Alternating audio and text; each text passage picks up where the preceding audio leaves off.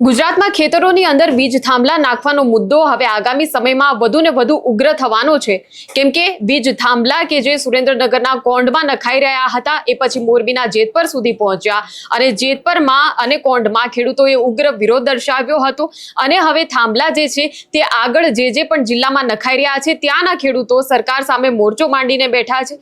ત્યારે વાંકાનેરમાં પણ 3 જે વીજ થાંભલા જે છે વીજ લાઈન જે છે તે પસાર થઈ રહી છે। આખા મોરબી પંથકની વાત કરીએ તો નવી વીજ લાઈનોનું આયોજન થઈ રહ્યું છે।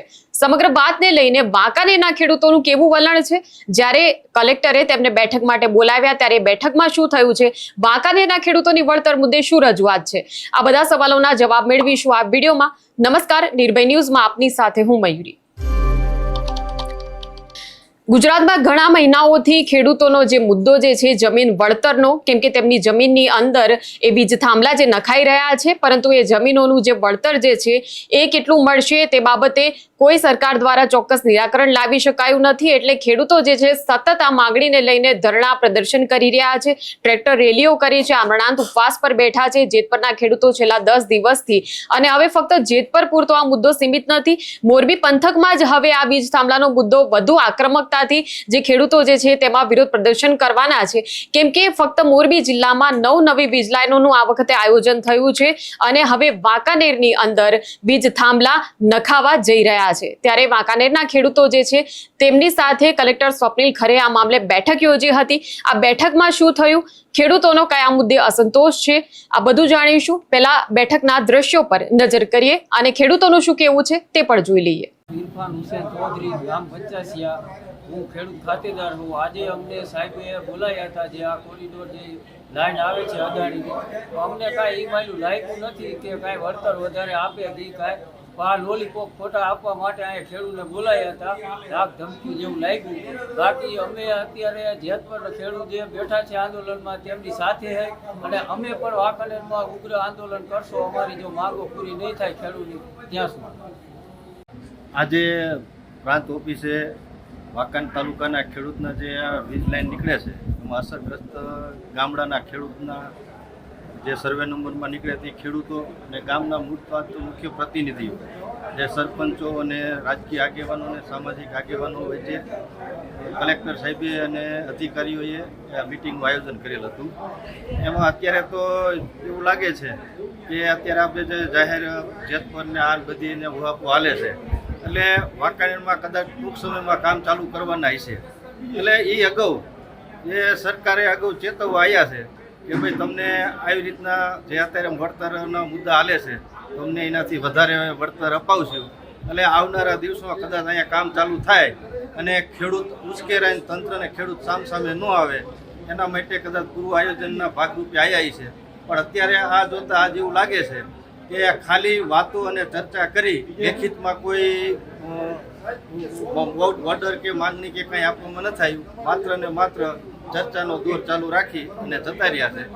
હવે જોવી આવનારા દિવસોમાં ખેડૂતને કેવી રીતના લાભ આપે છે, નહીંતર પછી જે જેતપાવારી થઈ છે એ વાંકાનેરમાં થવાના પૂરેપૂરા શક્યતા છે। તો જે રીતે તમે જોયું કે જેતપરના ખેડૂતો જે રીતે આમરણાંત ઉપવાસ પર બેઠા છે અને એના પછી આસપાસના તમામ ગામના ખેડૂતો પણ તેમને સમર્થન જાહેર કરી રહ્યા છે, કેમ કે આ તમામ ખેડૂતોને ખબર છે કે જેતપરમાં જે થઈ રહ્યું છે એક દિવસ એવો આવશે કે જ્યારે અમારા ખેતરની અંદર પણ થાંભલા નખાવાના છે। ત્યારે હાલ વાંકાનેર સુધી થાંભલા પહોંચ્યા છે, ત્યારે વાંકાનેરના તમામ ખેડૂતો સાથે કલેક્ટર સ્વપ્નિલ ખરે બેઠક યોજી અને એસપી સહિતના જે તમામ અધિકારીઓ જે છે તે આગામી સમયમાં પણ ખેડૂતો સાથે ફરીથી મીટિંગ કરવાના છે। પરંતુ વળતરની જ્યારે વાત આવે છે તો વળતર બાબતે ખેડૂતોને કોઈ જ સ્પષ્ટતા કરવામાં હજી સુધી આવી નથી રહી। ત્યારે વાંકાનેરના જે આ ખેડૂતો હતા તેમણે જે રીતે તમે જોયું કે રજૂઆત એવી કરી છે કે વળતર બાબતે શું નિયમો છે અને વળતર કયા ભાવ મુજબ નક્કી થશે, જંત્રીના શું ભાવ રહેશે, એ બધાની સ્પષ્ટતા બેઠકમાં કરવી જોઈએ। કલેક્ટરે જ્યારે બેઠક કરી છે ત્યારે અમારી ખેતીને કેવા પ્રકારે નુકસાન થઈ રહ્યું છે તે મુદ્દા પણ તેમણે ધ્યાનમાં લેવા પડશે। પાકનું જે ઉત્પાદન છે, અમારું વાવેતર છે, સિંચાઈ અને અમારી આખી ખેતીની જે કામગીરી છે તેને આ થાંભલાને કારણે ખૂબ જ મોટી અસર પહોંચવાની છે। ત્યારે આ સમગ્ર વાતને લઈને હવે સરકાર આ મુદ્દાને ધ્યાનમાં રાખીને અમને વળતર ચૂકવે એવી વાંકાનેરના ખેડૂતો પણ માંગ કરી રહ્યા છે। ત્યારે વાંકાનેરના ખેડૂત આગેવાનો જે છે તેમણે તો પોતાની રીતે રજૂઆત કરી જ છે, પરંતુ હવે જો આગામી સમયમાં તેમના હિતોની સુરક્ષા ન થાય તો ઉગ્ર આંદોલનની પણ તેમણે ચીમકી ઉચ્ચારી હતી। ત્યારે ખેડૂતો અને તંત્ર વચ્ચેનો જે વિવાદ જે છે એ વિવાદને શાંત પાડવામાં સ્થાનિક તંત્રની, કલેક્ટરોની ખૂબ જ મોટી ભૂમિકા બની રહેવાની છે। હવે આ સમગ્ર વાતે જ્યારે કલેક્ટર સ્વપ્નિલ ખરે ખેડૂતોને બોલાવ્યા હતા, એના પછી મીડિયા સાથેની વાતચીતમાં કલેક્ટર સ્વપ્નિલ ખરેએ શું કહ્યું છે તે પણ જોઈ લઈએ। સાહેબ, આજે વાંકાનેર પ્રાંત કચેરી ખાતે ખેડૂતો સાથે બેઠક યોજવામાં આવી। શું બાબતે બેઠક યોજવામાં આવી, શું ચર્ચા થઈ? આજે ખેડૂતોના ખેતરમાં ટ્રાન્સમિશન લાઇન બાબતે વિવિધ પ્રશ્નો અત્યારે ચાલી રહ્યા છે। એ સંદર્ભમાં ગઈકાલે માનનીય ડેપ્યુટી સીએમ સાહેબની અધ્યક્ષતામાં અને માનનીય મંત્રી શ્રી કૃષિ અને મંત્રી શ્રી ઉર્જાની હાજરીમાં એક વીસી યોજવામાં આવી હતી, જેમાં કેટલા પોઝિટિવલી સરકાર જે ખેડૂતોની વિવિધ માંગણીઓ છે એની ચર્ચા કરી રહી છે એ બાબતે અમને જાગૃત કરવામાં આવ્યું। એ જે ચર્ચાઓ થયેલી કે સરકારશ્રી શું વિચારી રહી છે અત્યારે, એ સંદર્ભમાં જ અમે ખેડૂતો સાથે વિવિધ તાલુકાઓમાં વાત કરી। ગઈકાલે સાંજે અમે મોરબી માળિયા તાલુકામાં વાત કરી, ગઈકાલે મોડી રાત્રે અમે ટંકારા તાલુકાના ખેડૂતો સાથે ચર્ચા કરી, આજે સવારે અમે હળવદ તાલુકામાં અને અત્યારે વાંકાનેરમાં વિવિધ ખેડૂતના આગેવાનશ્રીઓ, વિવિધ ગામના સરપંચશ્રીઓ બધાને બોલાવ્યા હતા। સરકારશ્રી દ્વારા વિચારવામાં આવતી વિવિધ બાબતોમાં પણ એમને અવગત કરવામાં આવ્યું। કેવી રીતે વળતર બાબતે પણ સરકાર ખૂબ પોઝિટિવલી વિચારી રહી છે। જે વિવિધ અન્ય માંગણીઓ છે એ તમામ બાબતે પણ સરકાર કેટલી પોઝિટિવ છે એ ચર્ચા અમે આજે તમામ ખેડૂતના આગેવાનશ્રીઓ સાથે કરી છે। મીડિયા અને સોશિયલ મીડિયામાં આવતી તમામ પ્રકારની માહિતી સાચી હોતી નથી, એ બાબતે પણ અમે ખેડૂતશ્રીઓને, આગેવાનશ્રીઓને અવગત કર્યા છે। અને જે ખરેખર જમીનની સ્થિતિ છે એ ખરેખર ઇશ્યુઝ પણ આવે છે એ પણ અમે સમજ્યા છે। અને આ શુક્રવારે અમારી વિવિધ ટ્રાન્સમિશન લાઇનની કંપનીઓ સાથે બેઠક પણ છે, જેમાં અમે અને પોલીસ તંત્ર વતી એસપી છે અમે પણ જે આ વિવિધ કંપનીઓ છે એમને સૂચના આપવાના છીએ અને એમને આ બાબતે ખેડૂતો પ્રત્યે એક સારું વલણ રાખીને કામગીરી કરવા માટે પણ અમે જણાવીએ છીએ।